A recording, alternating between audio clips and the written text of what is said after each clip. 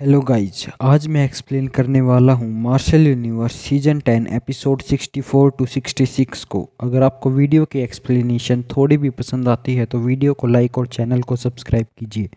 पिछले एपिसोड में हमने देखा कि लिंगडोंग मोलुओ से शर्त जीत चुका था, लेकिन मोलुओ थंडरबोल्ट कोर का एक हिस्सा मांग लेता है। अब आगे मोलुओ की बात सुनकर थंडर एम्परर ने चेहरे पर हल्की परेशानी के साथ कहा, तुम लोग तो बहुत हिम्मत वाले हो। तुम एंशिएंट थंडरबोल्ट सिंबल का इस्तेमाल कर ईमो को झांसा देना चाहते हो ताकि वो बाहर आ जाएं। इस पर मोलुओ ने अपना सिर हिलाते हुए कहा, पिछले कितने सालों से ईमो छुपे हुए हैं और उनकी ये हरकत बड़ी रहस्यमयी लग रही है। मुझे लगता है कि अब वक्त आ गया है जाल बिछाकर इन्हें बाहर बुलवाने का। हो सकता है कि अगर हम अपने मकसद में कामयाब हुए तो हमें इनके बारे में कोई खास जानकारी मिल सकती है जो हमारे लिए बहुत ज़रूरी है। इसलिए अगर मैं एंशिएंट थंडरबोल्ट सिंबल हासिल नहीं कर सकता तो मैं कम से कम उसका एक छोटा हिस्सा तो चाहता हूँ। मैं अगले 3 महीनों में सारी तैयारियां पूरी कर लूँगा। मोलुओ की बात सुनकर उस जगह की खामोशी बरकरार रही, जिसे तोड़ते हुए लिंगडोंग ने भारी आवाज़ में कहा, अगर ऐसी बात है तो अगले 3 महीने में मैं फ्लेम डिवाइन होल आऊँगा और एंशिएंट थंडरबोल्ट सिंबल के उस हिस्से की रक्षा करूँगा, चाहे आप अपने इस मकसद में कामयाब हों या ना हों। मैं एंशिएंट सिंबल का वो हिस्सा तब वापस ले लूँगा। तो बताइए, आपको ये बात मंजूर है? वैसे तो लिंगडोंग जानता था कि महज एक हिस्सा निकालने से एंशिएंट थंडरबोल्ट सिंबल को बहुत ज़्यादा फर्क तो नहीं पड़ता, लेकिन इसके बावजूद वो अधूरा तो रहता। इसलिए लिंगडोंग कभी नहीं चाहता था कि गलती से भी वो छोटा हिस्सा भी किसी और के पास चला जाए और लिंगडोंग जिंदगी भर अधूरा एंशिएंट सिंबल लेकर घूमे। इसलिए मोलुओ की बात सुनकर उसने ऐसी शर्त रखी। वहीं लिंगडोंग की बात सुनकर मोलुओ पहले तो थोड़ा झिझकने लगा, लेकिन फिर उसने हामी भरी। इस पर लिंगडोंग ने गहरी सांस लेते हुए कहा, अगर ऐसी बात है तो बुजुर्ग मोलुओ, आप एंशिएंट थंडरबोल्ट सिंबल का एक छोटा अंश ले सकते हैं। ये सुनकर मोलुओ ने लिंगडोंग का शुक्रिया अदा किया, जिसके बाद वो एक झटके में बिजलियों के सूरज के पास चला गया। वहां जाकर उसने अपने हाथों में खतरनाक आग जलानी शुरू की, जिससे उसने उस बिजलियों के सूरज को छू लिया। उसके ऐसा करते ही ढेर सारी बिजलियां चमकने लगी और एक पल बाद जब उसने अपना हाथ पीछे किया तो उसमें चौंधी आने वाली चमकदार रोशनी नजर आने लगी।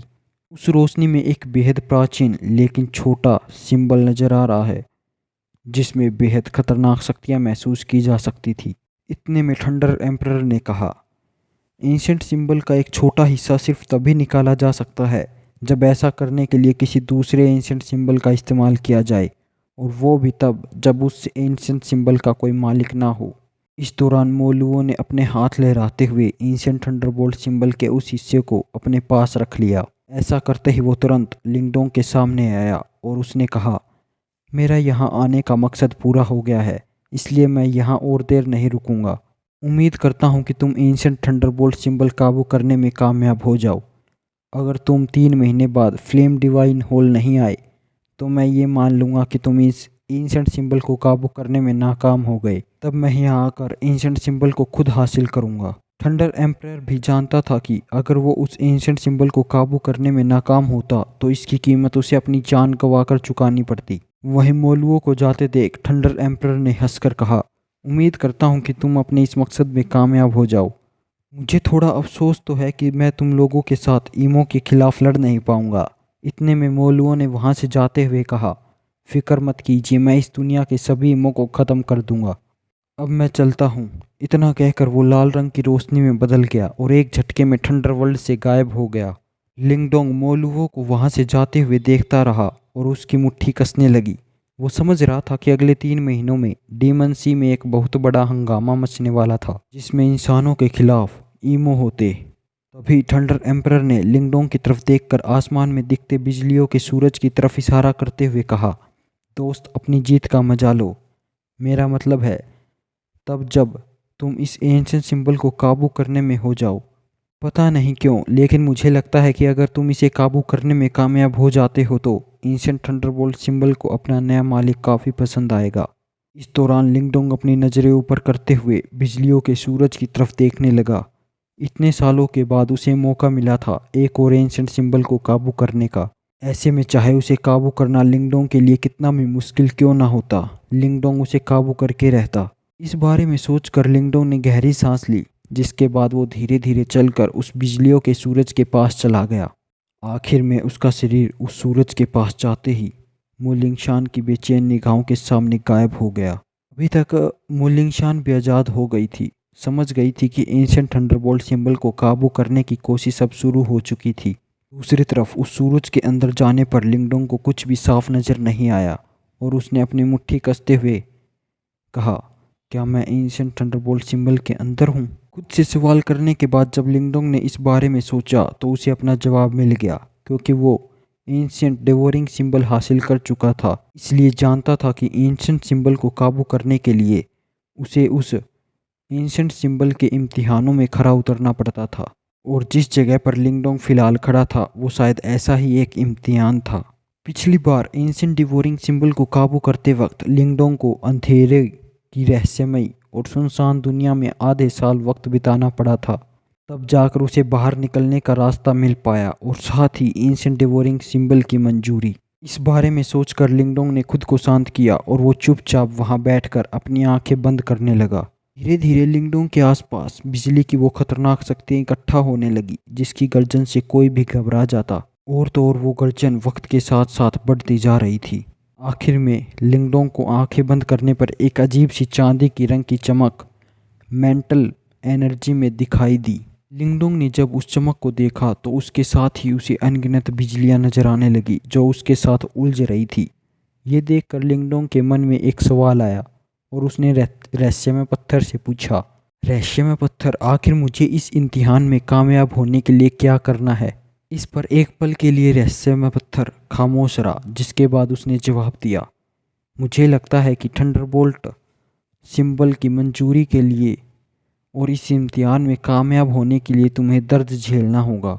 ये सुनकर लिंगडोंग थोड़ा हैरान हुआ और वो आगे कुछ पूछ नहीं वाला था कि अचानक जोरदार आवाज़ सुनाई पड़ी और 10,000 बिजलियां सूरज से निकलकर बेरहमी से लिंगडोंग के शरीर से टकरा गई। इस झटके से लिंगडोंग का पूरा शरीर कांप उठा और हमले के तेज रफ्तार के चलते वो उससे बच भी नहीं पाया। लिंगडोंग को ऐसा लगा जैसे उसे जोरदार झटका लगा और वो इस झटके के चलते पीछे जा गिरा। इस दौरान उसके मुंह से खून भी निकलने लगा था, जबकि उसके पूरे शरीर में बिजलियां कौंधती हुई दिख रही थी। इस बेइंतहा दर्दनाक एहसास के चलते लिंगडोंग कहराने लगा और उसे लगा जैसे उसकी हर हड्डी पर बिजलियों ने धावा बोल दिया था। लिंगडोंग के माथे पर ढेर सारा पसीना नजर आने लगा, जिसके साथ ही उसकी दर्दनाक चीखें निकलती रही।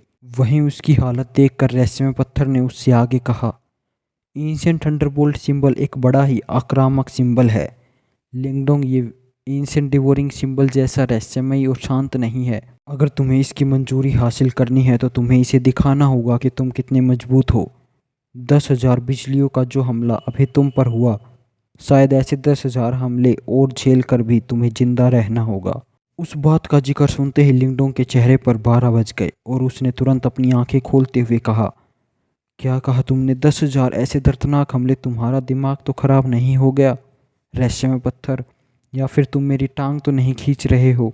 ये कहते वक्त लिंगडोंग के चेहरे का रंग पूरी तरह से बदल चुका था। वो जानता था कि बिजलियों के पहले हमले ने ही उसकी ऐसी हालत कर दी थी। ऐसे में अगर 10,000 ऐसे हमले उस पर होते तब तो शायद उसके शरीर का कोई हिस्सा ही नहीं बचता। इतने में रहस्यमय पत्थर ने आगे ऐसी बात कही जिसे सुनकर लिंगडोंग के चेहरे का रंग सफ़ेद पड़ने लगा और उसकी आंखें खौफसदा हो गई। अब तो तुम इस जगह पर आ चुके हो लिंगडोंग, इसलिए तुम्हारा यहाँ से जाना नामुमकिन है। मेरी मानो तो पूरी कोशिश करो आगे होने वाले हमले को झेलने की। खैर, इस जगह पर मैं तुम्हारी कोई मदद नहीं कर पाऊंगा। 10,000 बिजलियों के 10,000 हमले, बाप रे, सोच कर ही मैं घबरा रहा हूँ। मुझे तो लगता है कि इतने हमलों के सामने कोई प्रोफाउंड द स्टेज कल्टीवेटर तक दम तोड़ दे। लेकिन कई बार ऐसा होता है कि किसी की जिद उसकी शारीरिक कमजोरी को भी कम कर देती है। तुम फिक्र मत करो लिंगडोंग, मैं हमेशा तुम्हारे साथ रहूँगा। वैसे भी बेशुमार ताकत का मजा उठाने के लिए सबसे पहले बेशुमार ताकत हासिल करने की सजा काटनी पड़ती है। आखिर में जो बचेगा वही इतिहास रचेगा। इतना कहकर रहस्यमय पत्थर वहां से गायब हो गया। जिसे इस तरह जाते देख लिंगडोंग ने हड़बड़ाते हुए कहा, रहस्यमय पत्थर वापस आओ। मुझे अपना दोस्त कहते हो और दोस्त को यूं ही मरने के लिए छोड़ जाते हो। रहस्यमय पत्थर जिस दौरान लिंगडोंग चिल्ला रहा था उस वक्त चौंधियाती चमक के पास एक बार फिर 10,000 बिजलियों का हमला तैयार होते हुए दिखा। फिर एक झटके में वो हमला आगे बढ़ा और लिंगडोंग के शरीर में आकर टकरा गया। तभी लिंगडोंग ने बिजली के हमले को झेलते हुए भी बड़बड़ाना जारी रखा, तुम्हारी ऐसी की तैसी बिजलियों। और जैसी बिजलियों को वो हमला पूरा हुआ तो एक बार फिर लिंगडोंग फिकते हुए पीछे चला गया और खून की उल्टियाँ करता हुआ नजर आया। इस वक्त उसका पूरा शरीर काले रंग का हो गया था और उसके शरीर पर मौजूद सारे बाल खड़े हो गए थे। इतना ही नहीं बल्कि वो लगातार अपने दांत पीसता जा रहा था और बेहद दर्द महसूस कर रहा था। अरे बाप रे, अगर ऐसी एक और रोशनी आई तो मैं तो मारा गया। तभी बिजली का एक और जोरदार झटका आया और लिंगडोंग से टकरा गया, जिससे वो एक बार फिर दूर जाकर गिरा। इस तरह बेहद ताकतवर बिजलियों के झटकों से लिंगडोंग टकराने लगा, मगर धीरे धीरे उसकी आंखों में जिद साफ नजर आने लगी। वो लड़खड़ाते हुए अपने पैरों पर खड़ा हुआ और आसमान की तरफ देखकर जोर से चिल्लाने लगा। उसके अटूट जज्बे के सामने भी बिजलियों के झटके हार नहीं मान रहे थे और लगातार उस पर हमले करते जा रहे थे। यह सिलसिला बहुत देर तक चलता रहा, लेकिन चाहे कितनी बार भी लिंगडोंग बुरी तरह घायल क्यों न हो जाता, वो हिम्मत जुटाकर आंखों में जिद के साथ अपने पैरों पर खड़ा होता। लेकिन जैसे जैसे झटके उसके शरीर पर हमले करते गए वैसे वैसे वो काफ़ी जख्मी होता गया, इस वजह से उसकी नज़र भी धुंधली पड़ने लगी। वो तो भूल ही गया था कि कितने झटकों ने उस पर हमला कर दिया था और कितने हमले अभी भी बाकी थे। लिंगडोंग तो बस कहराने वाला दर्द महसूस करते हुए अपने शरीर के हर हिस्से को टूटता हुआ महसूस कर पा रहा था।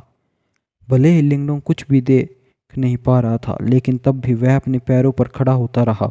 ऐसा करते हुए वो दर्द भरी आवाज में दोहराता गया, जो बचेगा वही रचेगा। उस ताबड़तोड़ हमले के बीच रहस्यमय पत्थर की यही बात उसका हौसला बढ़ाती जा रही थी। फिर हमलों का सामना करते हुए अब लिंगडोंग का शरीर पूरी तरह जख्मी हो गया था, बल्कि उसकी शक्तियां बहने के रास्ते तक गायब हो गए थे। इस वक्त उसके पास मौजूद उसके 3 हुक्म के इक्के भी उसका दर्द हल्का करने में उसकी कोई मदद नहीं कर पा रहे थे। पर जो बात लिंगडोंग को सबसे ज़्यादा हैरान कर रही थी वो ये थी कि भले ही उसे अपना शरीर ऐसा महसूस होने लगा था जैसे वो था ही नहीं, लेकिन तब भी उसका शरीर राख में बदलकर गायब नहीं हुआ। वक्त गुजरता गया और लिंगडोंग अभी भी खड़े होते हुए बिजलियों के हमले झेलता गया, लेकिन एक बात जो कोई भी महसूस नहीं कर पा रहा था वो ये थी, अब उसके शरीर में बिजली की आक्रामकता आने लगी थी, ठीक वैसी ही जैसी थंडर एम्परर के पास महसूस होती थी। लिंगडोंग की हालत अब तक बहुत ख़राब हो गई थी, मगर उसकी चमड़ी चांदी के रंग से चमकती जा रही थी। इस चमक के कारण वो देखने में किसी चांदी की लाश जैसा लग रहा था, लेकिन खुशकिस्मती से वो जिंदा था। बिजलियों के हमले लिंगडोंग पर होते गए और अब तो उसके बाल भी चांदी के रंग के हो गए थे। लिंगडोंग भले ही गिरने के बाद फिर से खड़ा हो रहा था, लेकिन वो फिलहाल एक अजीब सी मायूसी में था, जिसमें उसे दुख पता नहीं चल रहा था कि वो कब गिरता और कब खड़ा हो जा रहा था। लिंगडोंग के शरीर के अंदर जो रास्ते पूरी तरह तबाह हो चुके थे, अब उनके ऊपर चांदी के रंग की एक परत आ गई थी और साथ ही वो धीरे धीरे ठीक होने लगे थे। जब भी लिंगडोंग बिजलियों का हमला झेलता तो वो चांदी की परत और तेजी से चमकने लगती। तभी अचानक लिंगडोंग ने कुछ महसूस करते हुए अपनी बंद आंखें खोली और चिल्लाते हुए कहा, शायद यही था 9,999 झटका, बस एक और बिजली का झटका। आज अब इंतजार नहीं होता मुझसे। लिंगडोंग इस पल न जाने कैसे होश में आ गया था और दहाड़ते हुए अगले बिजलियों के झटके को बुलावा दे रहा था। इसी के साथ एक बार फिर हजारों बिजलियों का हमला तैयार होने लगा, जो गरजते हुए तेज रफ्तार में लिंगडोंग पर हमला करने लगा। उस हमले को अपनी तरफ आते देख जहां लोगों के रोंगटे खड़े हो जाते, वहीं लिंगडोंग के चेहरे पर तो एक अजीब सी मुस्कुराहट आ गई थी। ने धीरे से अपने हाथों को तैयार किया, जैसे वो खुशी खुशी वो हमला झेलना चाहता था। वहीं बिजली के उस हमले ने भी देखा कि कैसे लिंगडोंग उसे उकसाता जा रहा था। जैसे ही वो हमला आकर लिंगडोंग से टकराया, वो एक पल के लिए तो जैसे पूरी दुनिया ही थम गई। टक्कर के बाद लिंगडोंग का शरीर पूरी तरह तबाह हो गया और उसकी हड्डियां तक नहीं बची। वहीं लिंगडोंग को ख़त्म कर उसे खूनी कोहरे में बदलने के बाद वो बिजलियों का हमला गायब हो गया। इस दौरान वो खूनी कोहरा फैलता जा रहा था, जिसमें ढेर सारी बिजलियां नजर आ रही थी। पर कुछ देर तक फैलते रहने के बाद अचानक से वो खूनी कोहरा इकट्ठा होने लगा और लिंगडोंग का तबाह हो चुका शरीर दोबारा जुड़ता नजर आया। ये नज़ारा बड़ा ही रहस्यमय और अजीब था, मगर आखिरी में लिंगडोंग का पूरी तरह मिट चुका शरीर दोबारा तैयार हो गया था। इतना ही नहीं बल्कि उस शरीर में फिलहाल एक अजीब सी चांदी के रंग की चमक थी और उसके आसपास बिजलियों की आवाज़ सुनाई दे रही थी। मगर इस शरीर में अभी भी जान नहीं थी और खूनी कोहरे में मंडराती लिंगडोंग की आत्मा अचानक आगे बढ़ने लगी और उस नए शरीर में घुस गई। आत्मा के अंदर घुसते ही उस शरीर को जोरदार झटका लगा और उसने तुरंत अपनी आंखें खोली। उसके बाद जब लिंगडोंग बिजलियों की तरफ देखने लगा तो अब उसे वैसा डर नहीं लग रहा था जैसा कि उसे पहले लगता था, बल्कि अब तो वो बेबाकी के साथ उस जंगली बिजली को देख रहा था जो उसे बड़ी दोस्ताना लग रही थी। तभी लिंगडोंग ने अपना हाथ आगे किया और सामने दिखती बिजली को इकट्ठा कर एक बहुत बड़ा बिजली का झटका तैयार कर दिया। उस बिजली के झटके ने लिंगडोंग को किसी तरह का नुकसान नहीं पहुंचाया, बल्कि वो जंगली शक्ति तो लिंगडोंग के हाथों में किसी पालतू जानवर की तरह लग रही थी जो उसकी मर्जी पर काम करती। लिंगडोंग चुपचाप ये नज़ारा देखता गया, जिससे उसके चेहरे पर मुस्कुराहट आ गई। तभी लिंगडोंग ने अपनी नज़रें चौंधी आती बिजली की तरफ की, जहां उसे अचानक एंशंट सिंबल नजर आने लगा।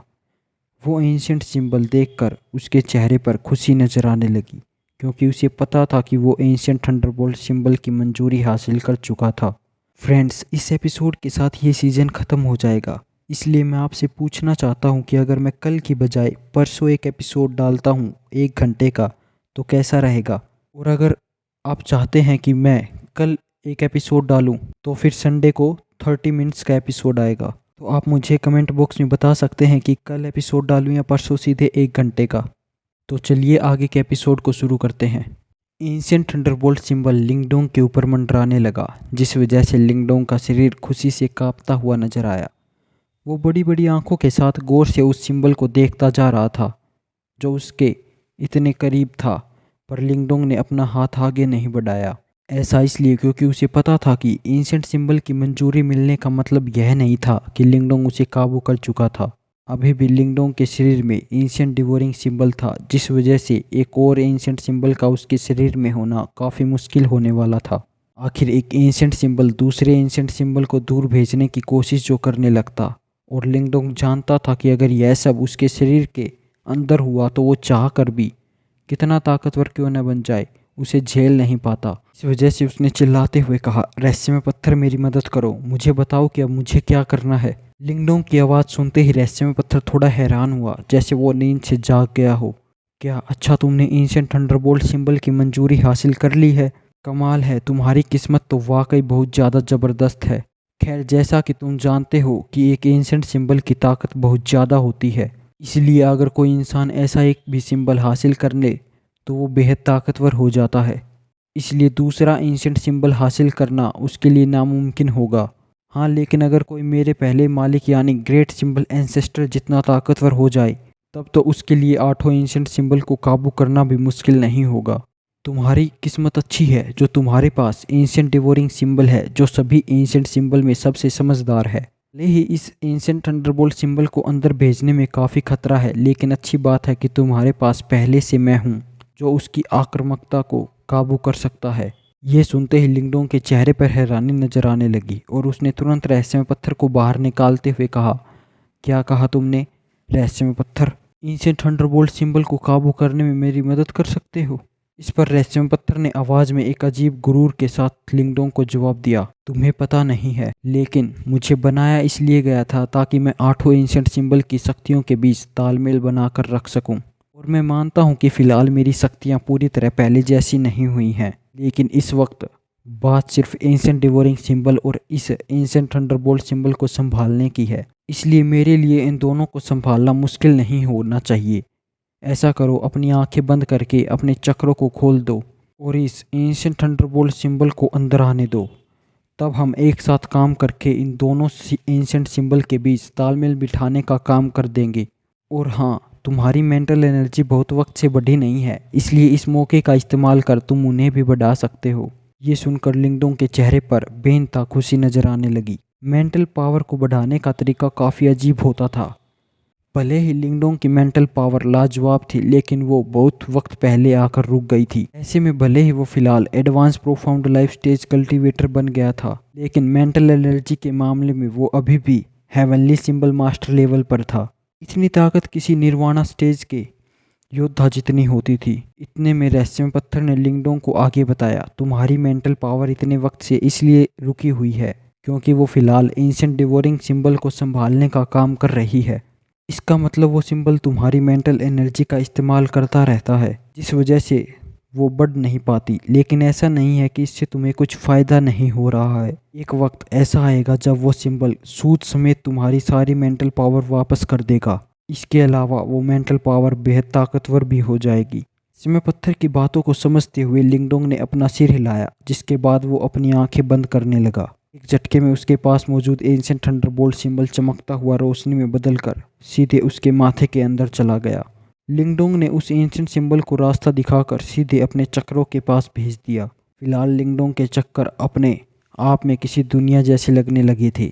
उसके अंदर एक काले रंग का गड्ढा घूमता जा रहा था, जिसके आसपास ढेर सारी मेंटल एनर्जी महसूस की जा सकती थी। वो शक्तियाँ लगातार आसपास की मेंटल एनर्जी को खींचती जा रही थी।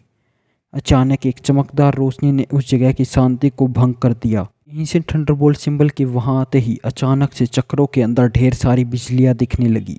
उसकी इस हरकत को एंशिएंट डिवोरिंग सिंबल ने पसंद नहीं किया और उसने तुरंत घूमना शुरू कर दिया। इस दौरान काले रंग की रोशनी उस गड्ढे में से बाहर निकलकर बिजलियों से टकराने लगी, जिससे लिंगडोंग के चक्रों के अंदर शक्तियां की हलचल काफी बढ़ गई। अब जाकर लिंगडोंग को समझ आया कि मोलुओ क्यों उसे मना कर रहा था दो एंशिएंट सिंबल्स को एक साथ रखने के लिए। फिर मजबूर होकर लिंगडोंग ने देखा कि दोनों एंशिएंट सिंबल की लड़ाई में उसके चक्रों का हाल काफी बुरा होने लगा था, जिसके चलते उसने कहा, रहस्यमय पत्थर जल्दी कुछ करो, नहीं तो मेरे चक्कर तबाह हो जाएंगे। लिंगडोंग की गुजारिश पर रहस्यमय पत्थर ने अपना सिर हिलाया। फिर सफ़ेद रंग की रोशनी एक झटके में वहां फैलने लगी और दोनों एंशिएंट सिंबल के बीच रहस्यमय पत्थर पहुंच गया।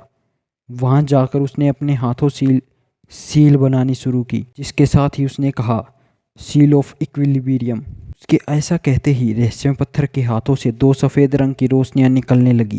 इसमें से एक जाकर एंशिएंट डिवोरिंग सिंबल से जुड़ गई तो दूसरी एंशिएंट थंडरबोल्ट सिंबल से। दोनों के जुड़ते ही वो रोशनियां एक महीन लेकिन बेहद मजबूत डोर जैसी लगने लगी, जो दोनों सिंबल्स को काबू करने की कोशिश कर रही थी। वहीं उस डोर से बंधने के बाद दोनों एंशिएंट सिंबल कांपने लगे और उनके अंदर से शक्तियां निकलकर एक दूसरे से टकराने के लिए तैयार होने लगी। उस सफ़ेद डोर ने दोनों की शक्तियों को वापस खींचकर सिंबल्स के अंदर भेज दिया, जिसे देखकर लिंगडोंग राहत भरी सांस लेने लगा। रहस्यमय पत्थर सही कह रहा था कि वो दोनों एंशिएंट सिंबल को काबू कर सकता था। जब दोनों एंशिएंट सिंबल की टक्कर काबू में आ गई, तब एंशिएंट डिवोरिंग सिंबल ने अचानक तेजी से घूमना शुरू कर दिया।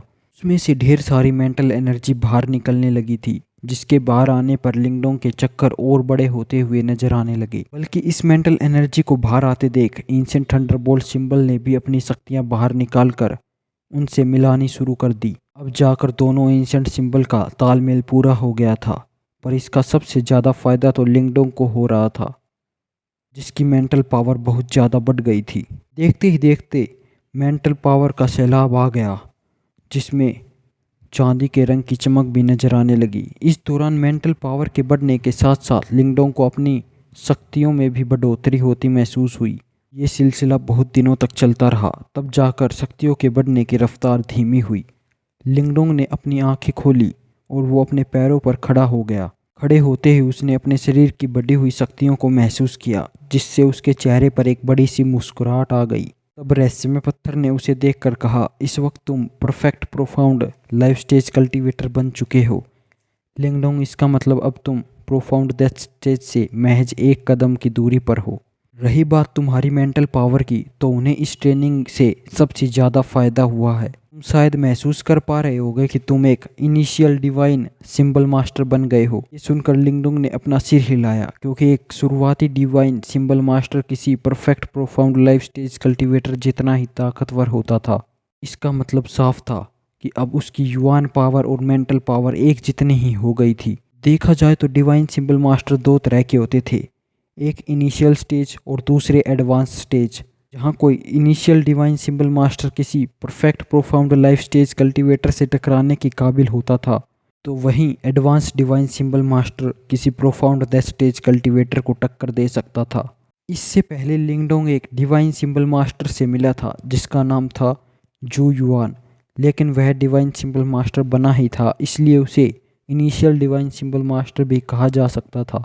तभी लिंगडोंग ने अपनी मुट्ठी कसी और देखा कि इन दोनों शक्तियों के अलावा अब उसके शरीर पर कम से कम 50 ड्रैगन सिंबल बन गए थे। इसका मतलब उसकी ग्रीन हेवन ड्रैगन टेक्निक में भी काफ़ी सुधार हुआ था।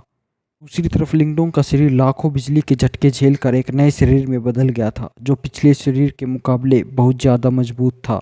ये सोचकर लिंगडोंग मुस्कुराने लगा, जिसके बाद उसने धीमी आवाज़ में कहा, मेरे ख्याल से मुझे यहाँ 2 महीना तो हो ही गए हैं, तो चलो वक्त आ गया है यहाँ से बाहर निकलने का। एक झटके में लिंगडोंग वहाँ से जाने लगा और धीरे धीरे सूरज के अंदर से बाहर निकलकर वापस थंडर वर्ल्ड में चला गया। इस दौरान वो बेहद बड़ा और चमकदार बिजली का सूरज गायब हो गया था और बिजलियों ने थंडर वर्ल्ड को चारों तरफ से घेर लिया था। इस वक्त उस जगह की बिजली की शक्तियों में काफ़ी हलचल मच रही थी कि तभी वहाँ एक लड़का दिखाई देने लगा। वो देख रहा था कि आसपास कोई नहीं था और वहाँ की जंगली शक्तियों को देखकर लिंगडोंग थोड़ा परेशान हुआ। इतने में चांदी के रंग की एक रोशनी उसके ठीक सामने चमकने लगी, जो थंडर एम्परर थे। लेकिन थंडर एम्परर फिलहाल काफ़ी धुंधला दिख रहा था, जिसने लिंगडोंग की तरफ देखकर कहा, लिंगडोंग, अगर तुम मेरा ये संदेश देख रहे हो तो इसका मतलब कि तुम एंशिएंट थंडरबोल्ट सिंबल को काबू करने में कामयाब हो गए। बधाई हो। मैं चाहता था कि मैं देखूं तुम इस एंशिएंट सिंबल का इस्तेमाल कैसे करते हो, लेकिन अफसोस कि मेरे पास अब वक्त नहीं बचा। जब तक तुम ये संदेश देखोगे तब तक शायद मैं इस दुनिया से हमेशा हमेशा के लिए चला जाऊंगा। मेरे जाते ही इस दुनिया की बिजलियां भी काफ़ी जंगली हो जाएंगी, इसलिए मैंने उस बच्ची को पहले से ही बाहर भेज दिया था। उस लड़की ने तुम्हारे लिए ये रोशनी छोड़ी है, जिसका इस्तेमाल कर तुम उसे ढूंढ सकोगे जब तुम बाहर जाओगे। थंडर एम्परर ने इतना कहा ही था, एक नीले रंग की रोशनी उड़ते हुए सीधे लिंगडोंग के पास आ गई। लिंगडोंग ने उस रोशनी को हासिल किया, जिसके बाद वो थंडर एम्परर के धुंधले शरीर को देखने लगा। भले ही तुम्हारे पास फिलहाल 2 एंशिएंट सिंबल हैं, लेकिन तुम्हारी शक्तियाँ अभी भी काफ़ी कम हैं दोस्त, इसलिए ध्यान रहे कि किसी को भी एंशिएंट सिंबल तुम्हारे पास होने का पता न चले, नहीं तो कोई न कोई ये मौत तुम्हें अपना निशाना बना लेगा। तब तुम्हारे लिए दोनों एंशिएंट सिंबल को बचाना बेहद मुश्किल हो जाएगा, अगर तुम इतने ही ताकतवर रहे। खैर, मैं ज़्यादा कुछ नहीं कहूँगा। उम्मीद करता हूँ कि जब दुनिया पर खतरा मंडराए तो तुम इसे बचा सको, ठीक वैसे जैसे पिछले योद्धा ने बचाया था। मुझे ग्रेट सिंबल एंसेस्टर के फैसले पर पूरा यकीन है। अलविदा अलविदा दोस्त। धीरे धीरे वो धुंधला शरीर रोशनियों में बदल कर गायब हो गया, जिससे लिंगडोंग समझ गया कि आखिरकार एंशिएंट थंडरबोल्ट सिंबल के पिछले मालिक का नामो निशान इस दुनिया से मिट चुका था। लिंगडोंग इज्जत भरी नज़रों से उसके बारे में सोचने लगा, क्योंकि उसे पता था कि दुनिया को बचाने के लिए थंडर एम्परर ने बहुत सी कुर्बानियाँ दी थी। एक पल बाद लिंगडोंग ने अपना हाथ लहराते हुए तेजी से थंडर वर्ल्ड के बाहर निकलना शुरू किया, जिसके जाने के बाद वो दुनिया एक बार फिर अजीब सी खामोशी में डूब गई। आसपास फैली जंगली शक्तियाँ कुछ ही देर में उस दुनिया का विनाश कर देती। दूसरी तरफ हॉल में जैसे ही लिंगडोंग लौटा तो उसने देखा कि ना तो कोई इंसान वहाँ था और ना ही कोई खजाना। जाहिर सी बात है कि पिछले 2 महीनों में हर कोई वहाँ से चला गया था। तब लिंगडोंग ने वहाँ से बाहर निकलते हुए कहा, मेरे ख्याल से मुझे सबसे पहले मुलिंगशान को ढूंढना चाहिए।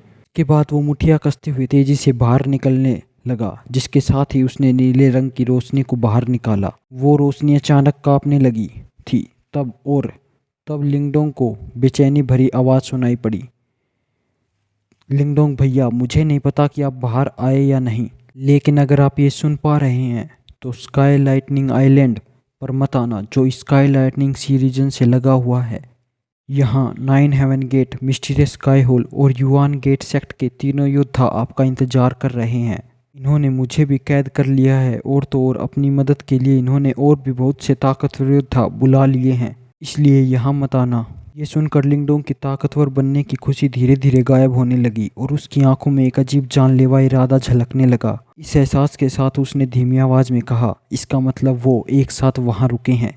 अच्छा है, ऐसे में तो मेरी काफ़ी मेहनत बच जाएगी उन्हें तलाशने की। इतना कहकर वो तुरंत एक रोशनी में बदला और तेजी से उस जगह पर जाने लगा जहां आने के लिए मुलिंगशान ने उसे मना किया था, यानी स्काई लाइटनिंग आइलैंड। उसके आगे बढ़ने के साथ ही आसमान में अचानक बिजलियां गरजने लगी। उस जगह से काफ़ी दूर, भले ही खजाने की खोज अब तक ख़त्म हो चुकी थी, लेकिन इसके बावजूद स्काई लाइटनिंग सी रीजन इलाके में काफ़ी हलचल मची हुई थी। बहुत से योद्धा आइलैंड पर इकट्ठा थे जिसका नाम था स्काई लाइटनिंग आइलैंड। वो सभी एक लड़के का इंतजार करते जा रहे थे जिसने रिनकार्नेशन रैंक कल्टीवेटर की गुफा में सबसे ज़्यादा खजाने हासिल किए थे और जिसका नाम था लिंगडोंग। वो जानते थे कि अगर उन्हें रिनकार्नेशन रैंक के गुफा में सबसे खास खजाने हासिल करने थे तो उन्हें एक अकेले लिंगडोंग को कैद करना था और उससे सारी चीज़ें वसूलनी थी। ये आइलैंड स्काई लाइटनिंग सी रीजन से बाहर निकलने के सबसे छोटे रास्ते पर पड़ता था, इसलिए ज़्यादातर योद्धा यही रास्ता चुनते थे बाहर जाने का। इस वक्त ढेर सारे योद्धा जो अलग अलग सेक्ट के थे एक रोशनी के कैद खाने के आसपास खड़े थे। उसके अंदर बैठी थी मोलिंगशान जिसे इन रोशनियों से बने कैद खाने में कैद किया गया था। इस वक्त मोलिंगशान गुस्से में अपनी लाइफ डेथ गेट को पकड़े हुए उन सभी को देखे जा रही थी, मगर क्योंकि वो कैद खाना बहुत ज़्यादा मजबूत था इसलिए वो उसे तोड़ भी नहीं पा रही थी। कैद खाने से थोड़ी दूरी पर 9 हेवन गेट के बुजुर्ग प्रोफाउंड द स्टेज कल्टीवेटर थे और साथ ही उसके पास था मिस्टीरियस स्काई होल का बुजुर्ग। इन दोनों के चेहरे पर बेरहमी दिख रही थी और नाराज़गी, क्योंकि ताकत के बाद भी वो खजाने से कोई बेहतरीन चीज़ हासिल नहीं कर पाए थे। तभी पास खड़े पांग हाओ ने उस इलाके की गहराई में देखते हुए कहा, 2 महीने से ज़्यादा का वक्त हो गया है लेकिन वो अभी तक यहाँ नहीं आया है। कहीं ऐसा तो नहीं कि मोलुओं ने उसे मार डाला। इस वक्त उसकी हालत काफ़ी बेहतर थी और तो और खजानों की मदद से उसका बर्बाद हो चुका हाथ भी वापस उग गया था। इसके लिए उसे अपनी काफ़ी शक्तियाँ इस्तेमाल करनी पड़ी थी। पर उससे थोड़ी दूरी पर खड़ी ल्यूजुआन ने कहा, माना कि बुजुर्ग मोलुओ काफ़ी खतरनाक है लेकिन उनके अंदर बहुत गुरूर भी है, इसलिए मुझे नहीं लगता कि वो नई पीढ़ी के किसी योद्धा को ख़त्म करेंगे। इतने वक्त से वो यहाँ नहीं आया है, इसका मतलब ज़रूर थंडर वर्ल्ड के अंदर उसे कोई बहुत ही ख़ास चीज़ मिल गई होगी। ये सुनते वक्त पांग हाओ के चेहरे की जलन और नाराज़गी और ज़्यादा बढ़ गई। उसने चिल्लाते हुए कहा, मेरा बस चले तो मैं इस लिंगडोंग और मोलुओ को ख़त्म कर दूँ। थंडर वर्ल्ड के सारे खजाने हमारे होने चाहिए थे। इस दौरान ल्यूजुआन के चेहरे पर थोड़ी परेशानी दिख रही थी। किसी अनजान वजह से उसे अच्छा नहीं लग रहा था।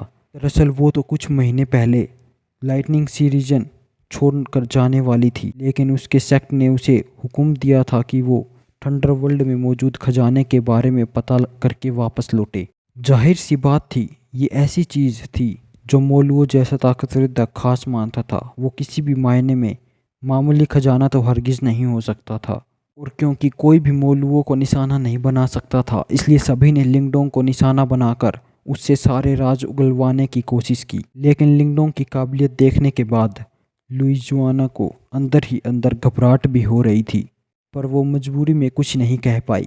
आखिर उसके सेक्ट का कहना भी तो उसे मानना है। मेरे ख्याल से आधे महीने और इंतज़ार करते हैं, अगर फिर भी वो यहाँ नहीं आया तो हम अपने सेक्ट लौट जाएंगे। फ्रेंड्स, इसी के साथ ही एपिसोड ख़त्म होता है। अगर आप परसों 1 घंटे का एपिसोड डालने के लिए बोलते हैं कमेंट बॉक्स में तो कल एपिसोड नहीं आएगा।